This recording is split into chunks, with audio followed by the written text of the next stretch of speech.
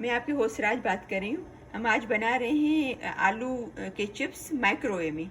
तो उसके लिए बिल्कुल पतले पतले आलू देखो काटे हैं, बिल्कुल बारीक बारीक। इसको बिल्कुल आइस के पानी में, बर्फ़ के पानी में 5 मिनट के लिए रख दें।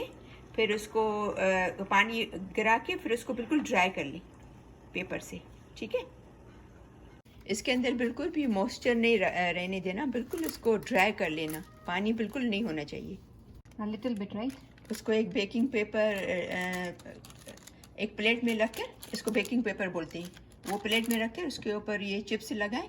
फिर उसका बिल्कुल हल्का सा ऑयल, देखें ब्रश के साथ हल्का सा ऑयल लगा रहे हैं, ठीक है। फिर इसके बाद माइक्रोवेव करेंगे इसको, और इसको एक साइड पे ऑयल लगा के वापस इसको उलट के फिर दूसरी साइड पे भी ऑयल लगाना है ब्रश के साथ, ठीक है। यानी कि ऑयल दोनों साइड पे लगाना है।